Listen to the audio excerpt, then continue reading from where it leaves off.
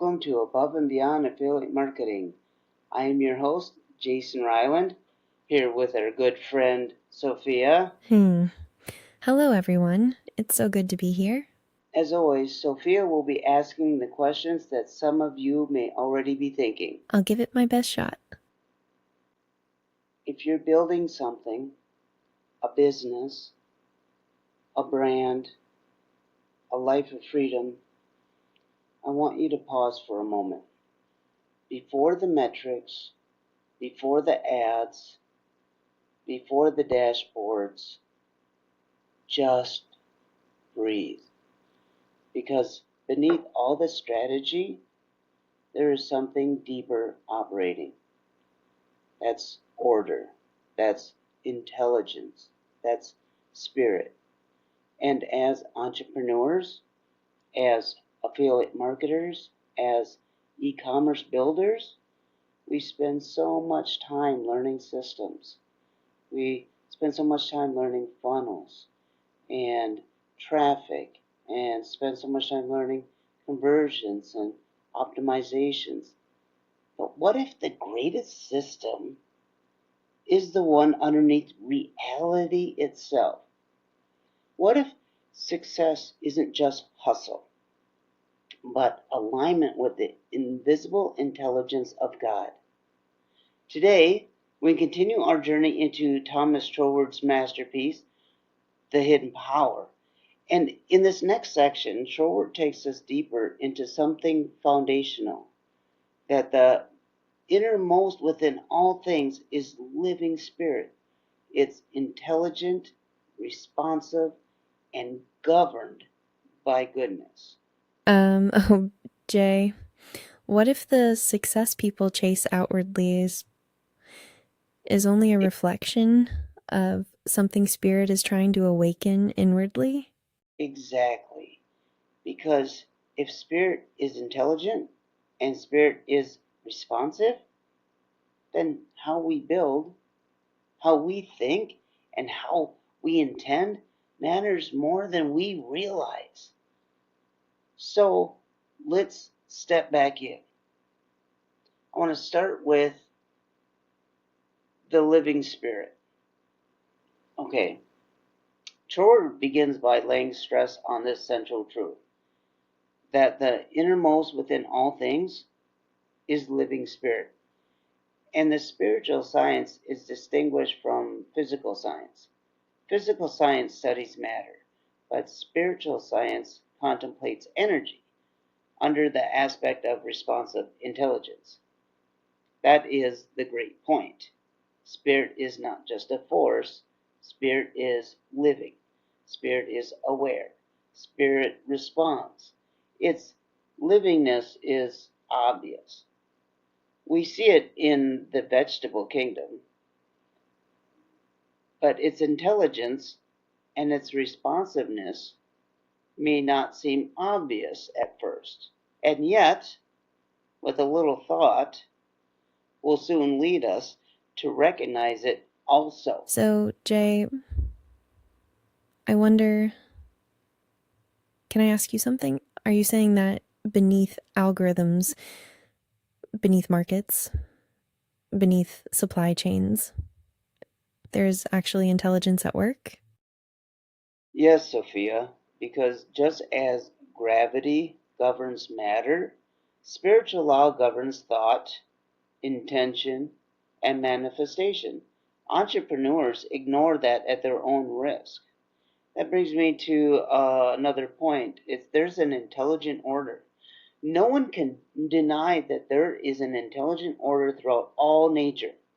It requires the highest intelligence of the trained minds that you see today just to follow the steps of this universal intelligence, which is always in advance of them. The more deeply we investigate the world we live in, the clearer it becomes. All science is simply our translation into words or symbols. It's an order that already exists, you guys. It's the highest human intellect can reach. It's simply recognizing that existing order. Then surely This argues a corresponding intelligence. It's the power that gives rise to it. A living spirit inherent in every atom, giving outward form and definition, becoming intrinsic polarities that constitute its nature. Hey, Jay, if intelligence is woven into creation, could it be that the universe was never random, but always deeply personal? Exactly, Sophia. It's not chaos. It's not by accident, but spirit moving through everything. And that brings me to another point. There's no random work. There's no random work here, guys. Even with this show, every attraction and repulsion acts with like this proper force. It's collecting atoms into molecules, molecules into tissues, tissues into organs, and organs into individuals. And at every stage of this, we find something astonishing. The sum of the intelligent forces in the parts, plus a higher degree of intelligence belonging to the collective whole.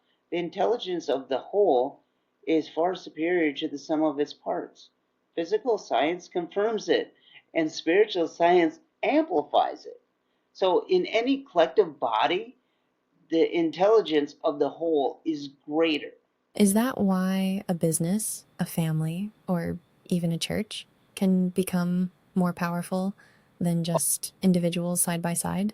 Oh, that's exactly true, Sophia, because unity multiplies power, doesn't it? Fragmentation drains it. And that brings me to my point of spirit is intelligent. Spirit is the root of all things. Thoughtful observation shows us its operation is guided by an unfailing intelligence. It's adapting a means to an end, harmonizing the universe. And this intelligence must be spirit itself, because there is no other source from which it could proceed. So we affirm this, that spirit is intelligent.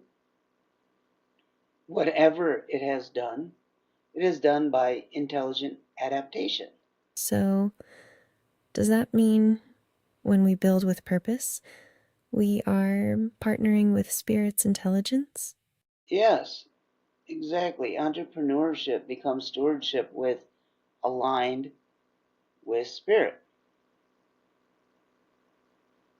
And that brings me to another point about its responsiveness. Spirit is also responsive. The intelligence of spirit in lower forms is not equal to the intelligence of spirit expressed in higher wholeness. This is a radical law. The degree of spiritual intelligence is marked by the wholeness of the organism through which it expresses. So higher forms of spirit are capable of exercising control over lower forms. And this helps us see why this innermost spirit within all things is responsive as well as intelligent. So, spirit responds to spirit, the divine within us, recognizes the divine above us. Yes, that is the deeper law of attraction. You heard about the law of attraction? This is the deeper law of attraction. That brings me to the point of spirit knows itself. Spirit, being intelligent, knows. And spirit being ultimately all there is, that which it knows is itself. It is the power which recognizes itself. Lower powers recognize higher powers, and by attraction, they respond upward. So spirit is necessarily intelligent and responsive, and intelligent and responsiveness imply personality. Does that mean personality isn't an accident, but something rooted in spirit itself? Exactly. You cannot get more out of the source than it contains. That means spirit is personal. It's always personal in nature. Even when not yet personal in manifestation, in ourselves, the synthesis has proceeded far enough to reach personality. The human kingdom is the manifestation of personality. the essence of spiritual substance on every plane. So our individuality, our creativity, our imagination, is spirit coming into focus? Absolutely, because its thought externalizes through the spirit. And so that brings me to another power of thought. Okay, the power of thought in ourselves, the spirit has reached a higher synthesis. A spirit recognizes its degrees. So spirit below humanity responds upward to human individuality. This is the basis of the power of human thought, to externalize itself in infinite forms of ordering. So, Jay, what you are saying is that entrepreneurship is thought made visible? Is that spirit expressing through vision? Yeah, it's because business is one form of thought externalized. And that brings me to a thought I just had about restraint. If this subordination is fundamental, there's another law that restrains abuse. We can command universal powers only as we obey their generic character. Water will not run uphill, electricity will not violate its nature, and that is so with spirit. We can employ it only as we comply with its character. Not to be that person, but what is spirit's character, Jay? That's a great question, Sophia. It's goodness. Spirit's character is summed up in one word: goodness. Spirit is life. Its tendency is always lifeward, for the increase of livingness in every individual. And since it is universal, it has no selfish interest.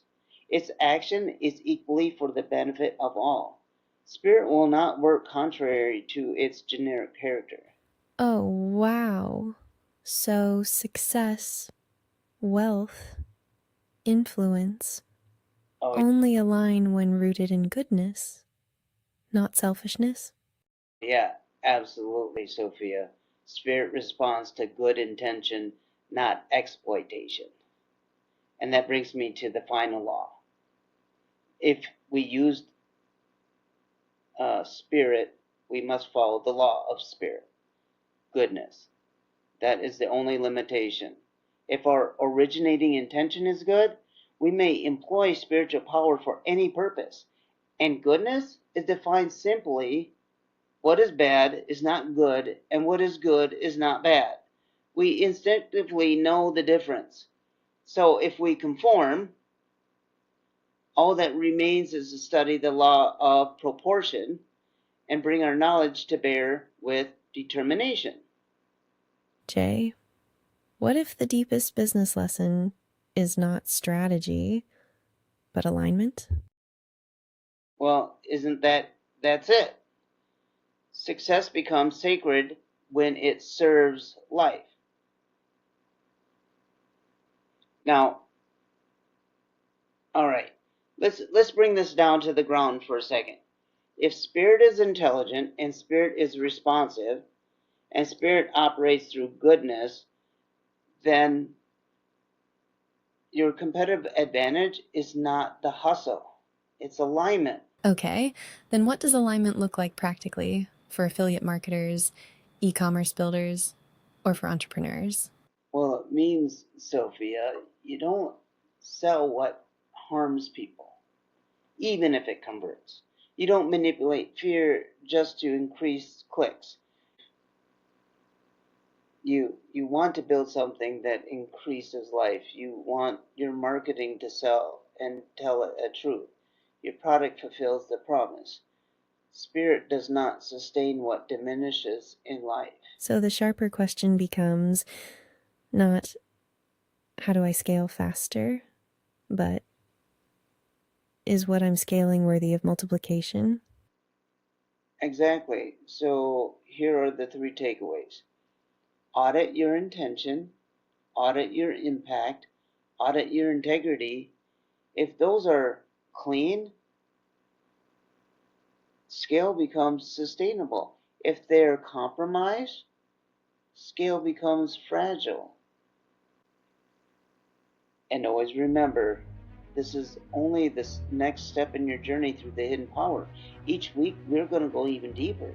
And until next time, I really want you guys to build in alignment, scale with integrity, and let goodness be your edge.